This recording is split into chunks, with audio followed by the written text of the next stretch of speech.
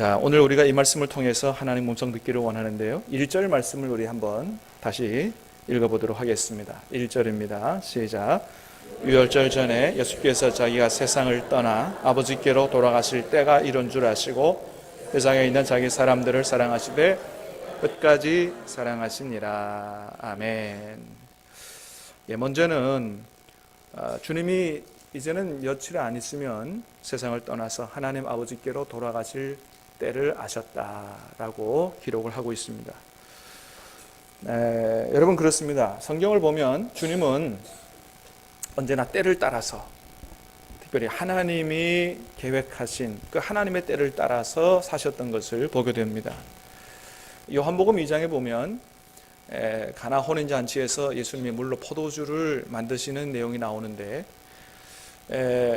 이 혼인잔치 때 포도주가 떨어졌을 때 육신의 어머니 마리아가 예수님이 이 문제 좀 어떻게 해결해 달라고 그렇게 말씀을 하셨는데, 물로 포도주를 만들어 드리기는 했지만은 어머니 부탁이니 어떻게 안 할 수 있겠어요?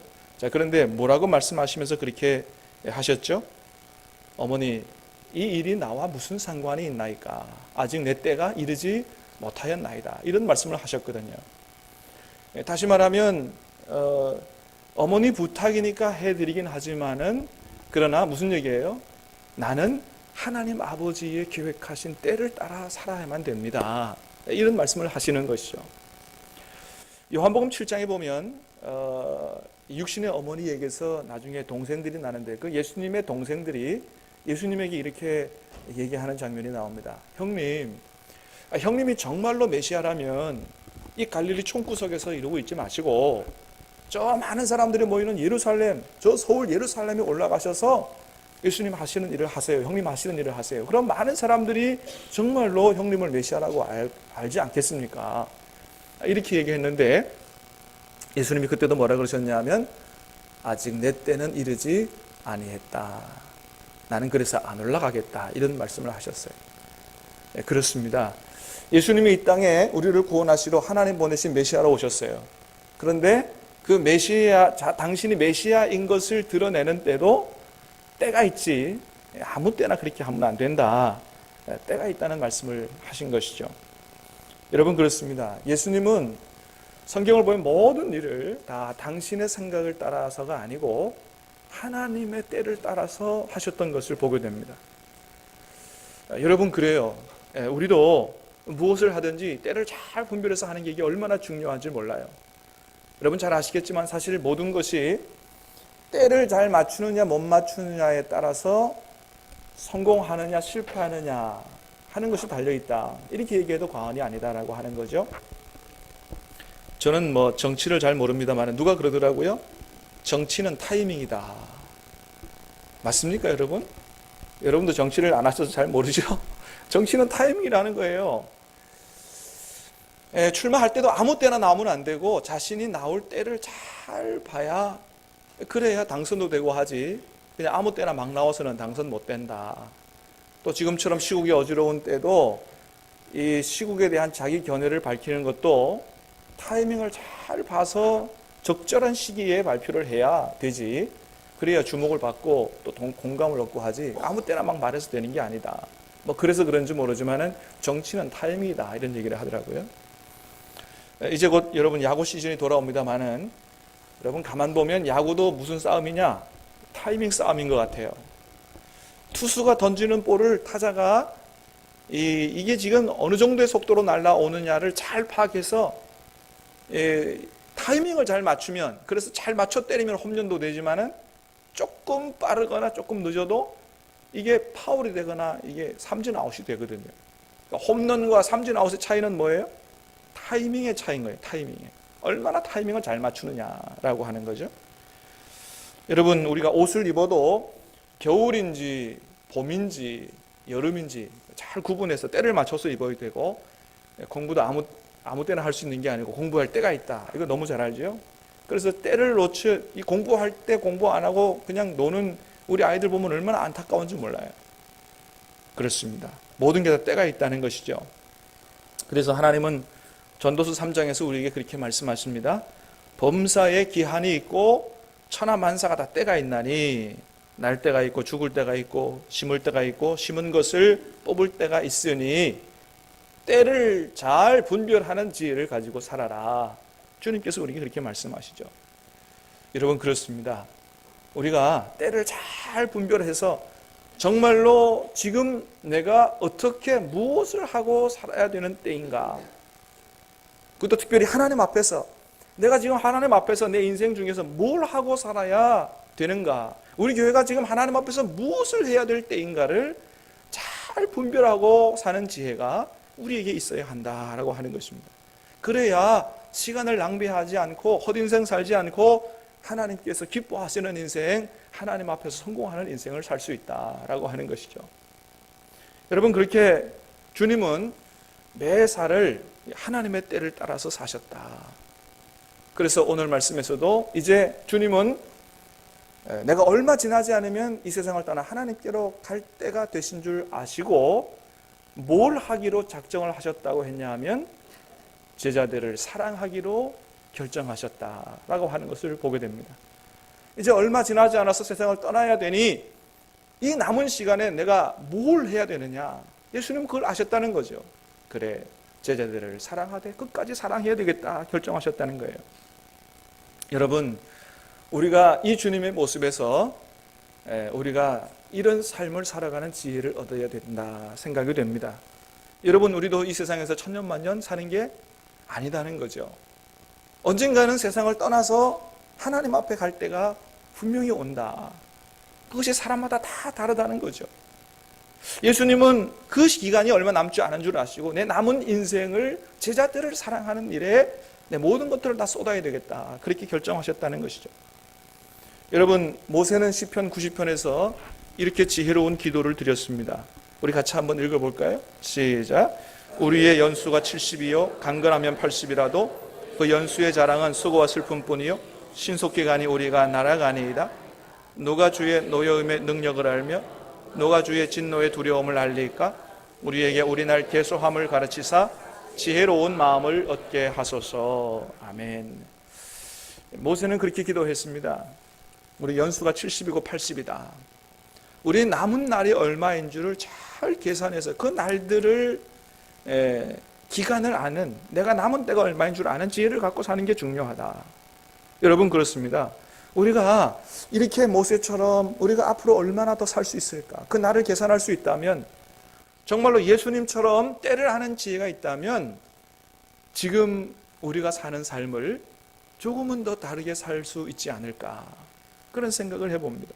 사랑하는 여러분, 간절히 바라기는 저와 여러분들도 우리의 남은 인생을 계산해 볼 수 있는, 그 때를 알 수 있는 지혜가 있게 되기를 주님의 이름으로 축복합니다. 주님은 그런 지혜가 있으셨다는 거예요. 내가 얼마 지나지 않으면 세상을 떠날 거다.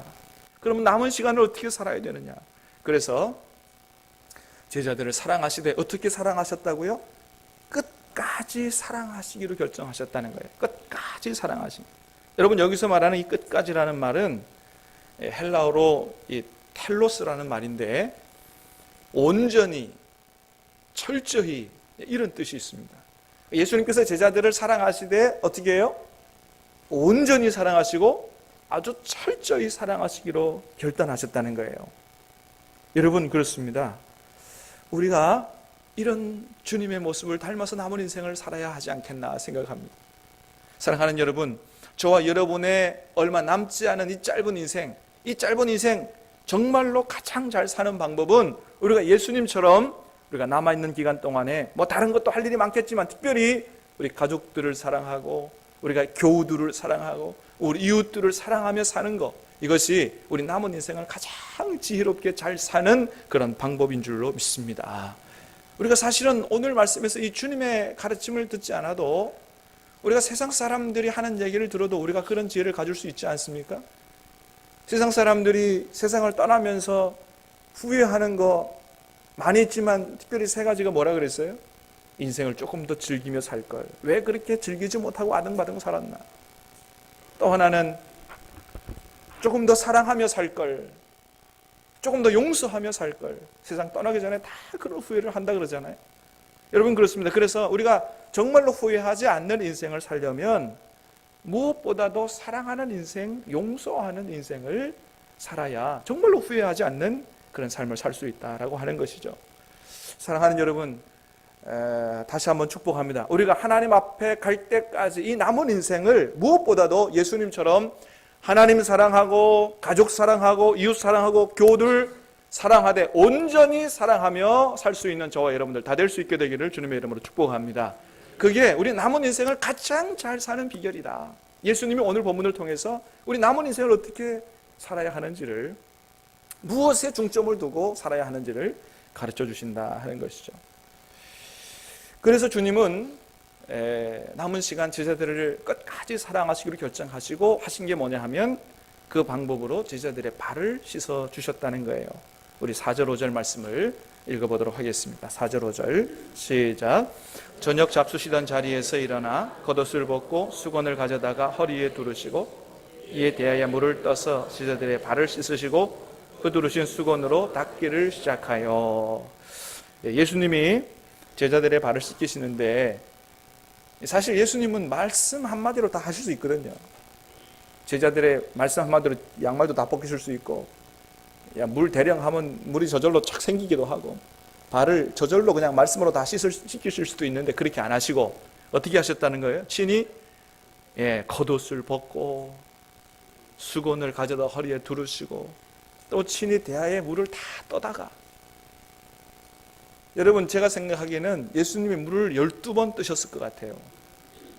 왜냐하면 한 번 씻기고 나면 물이 너무 더러워져서 하나 갖고 12명 다 안 씻기신 것 같아요. 12번 그런 수고로 주님이 제자들의 발을 하나하나 다 닦아주셨다는 거예요. 씻어주시고 수건으로 닦아주시고. 여러분, 이게 사실 말이 그렇지 쉬운 일이 아닙니다. 굉장히 어려운 일입니다.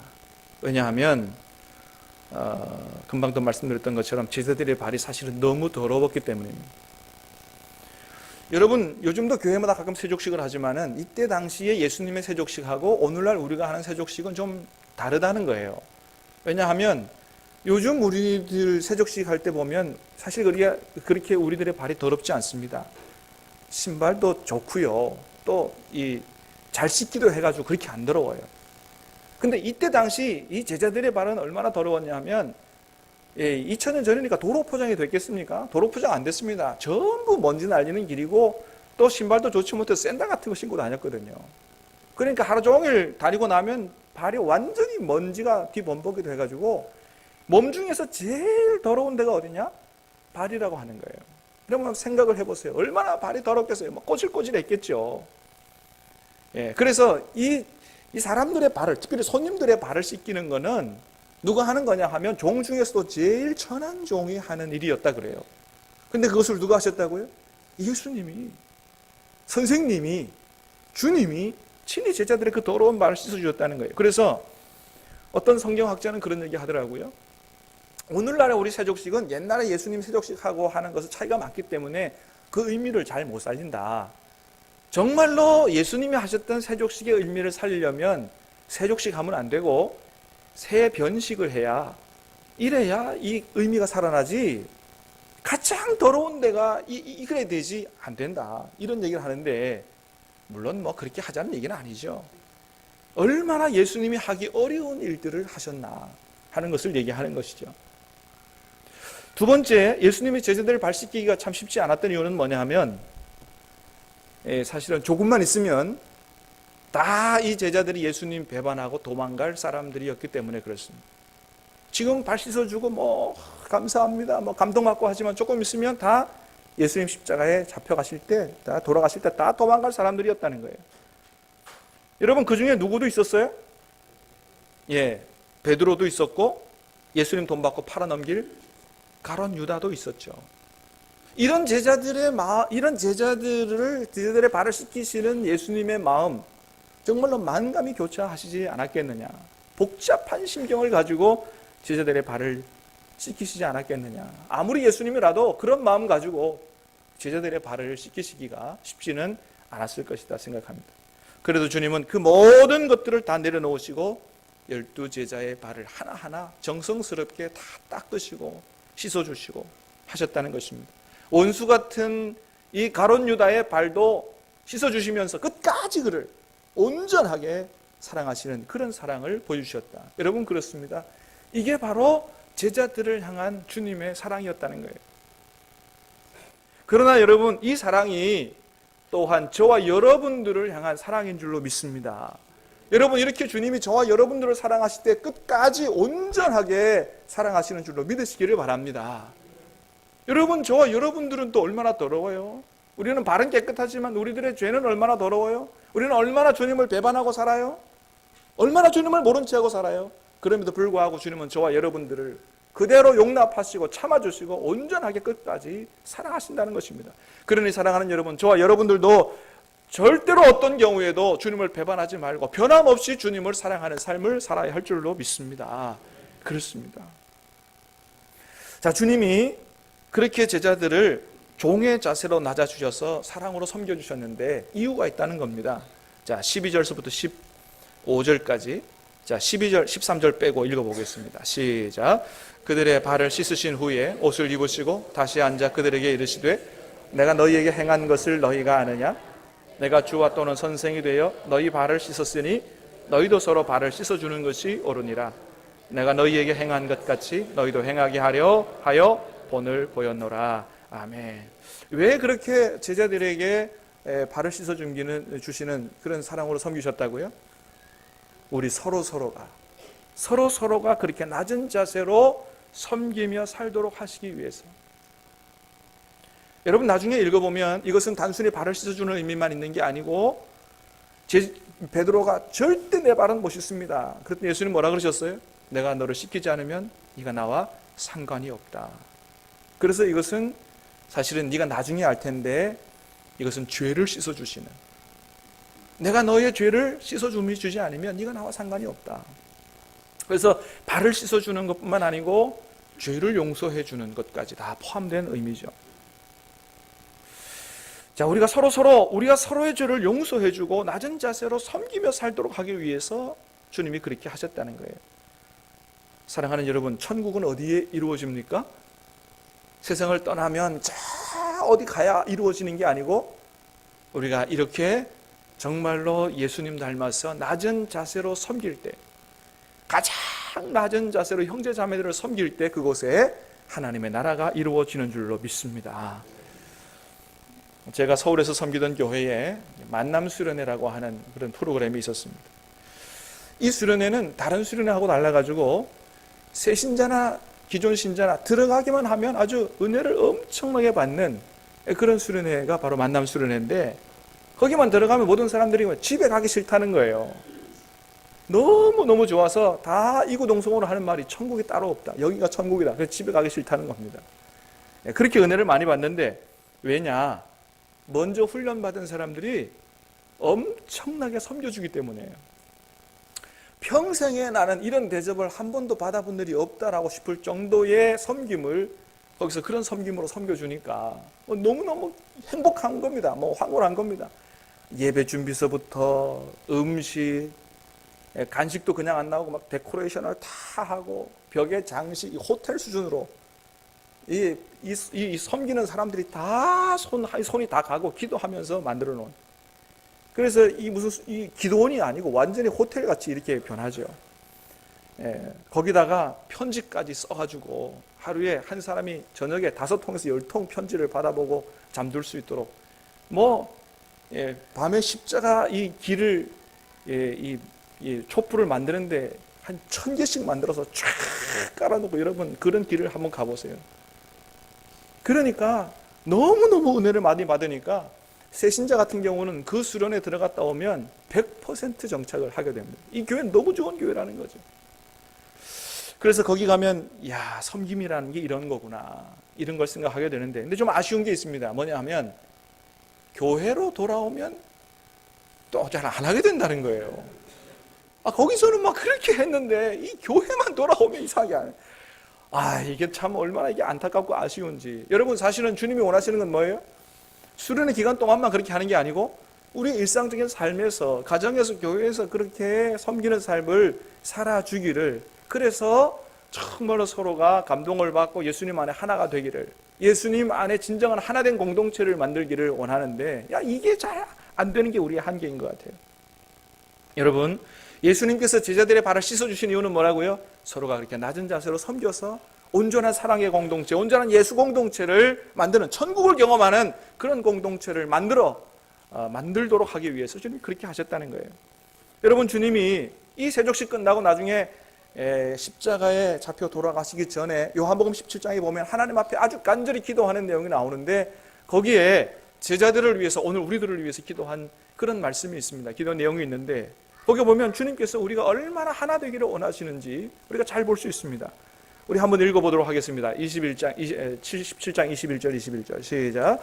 아버지여, 아버지께서 내 안에, 내가 아버지 안에 있는 것 같이 그들도 다 하나가 되어 우리 안에 있게 하사 세상으로 아버지께서 나를 보내신 것을 믿게 하옵소서. 내게 주신 영광을 내가 그들에게 주었사오니 이는 우리가 하나 된 것 같이 그들도 하나가 되게 하려 함이니이다. 아멘.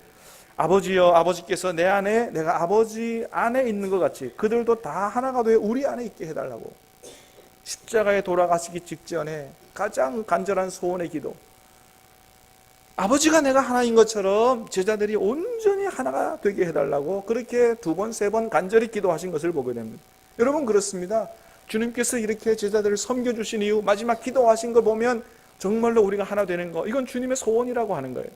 예수님 안에서 온전히 하나 되는 거, 사랑으로 하나 되는 거. 여러분, 그렇습니다. 저와 여러분이 예수님 안에서 온전히 하나 되는 것은 사랑밖에는 없는 줄로 믿습니다. 그러므로 사랑하는 여러분, 간절히 바라기는, 우리는 능력이 부족하지만 우리 주님의 그 능력, 성령의 충만함을 받아서 주님이 주시는 그 사랑의 능력으로 우리가 먼저 무장해서 정말 서로를 주님처럼 섬기는 그런 삶으로 말미암아 우리가 예수님 안에서 하나 되고, 여러분, 지금 우리나라가 얼마나 어려운 가운데 있습니까? 대통령 탄핵부터 여러 가지 문제로 사분온열되어 있는 이런 우리 사회를 주님의 사랑으로 치유해서 이 나라 이 민족이 하나 되는 일에 귀하게 쓰임 받게 되는 우리 신함교회 성도들 다 될 수 있게 되기를 주님의 이름으로 축원합니다. 그렇습니다. 여러분, 주님께서 이렇게 아주 지극정성으로 끝까지 온전하게 제자들을 사랑하시고 하셨는데, 이 주님의 사랑도 모르고 주님을 배반하고 돈 몇 푼에 예수님을 팔아버린 그런 제자도 있다고 하는 거죠. 누굽니까? 가룟 유다죠. 18절에 보니까 이렇게 얘기합니다. 18절 말씀을 보겠습니다. 시작.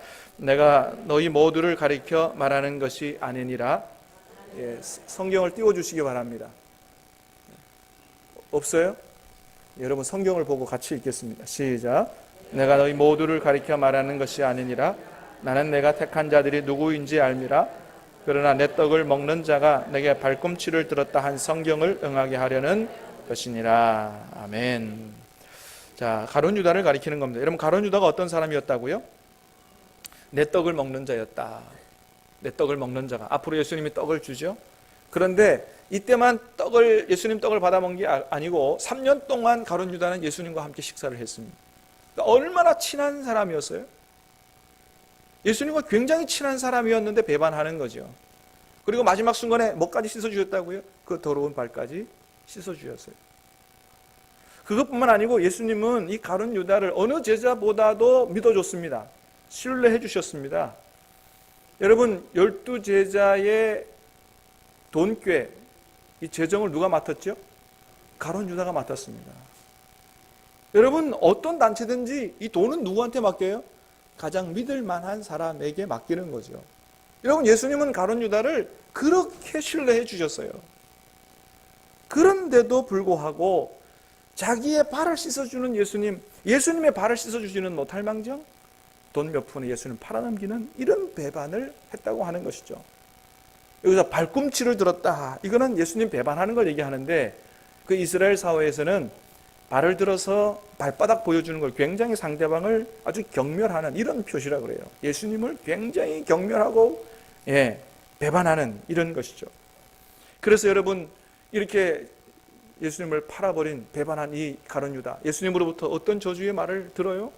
얘는 태어나지 않았으면 좋을 뻔했다라고 하는 이런 저주의 말씀을 듣게 되죠.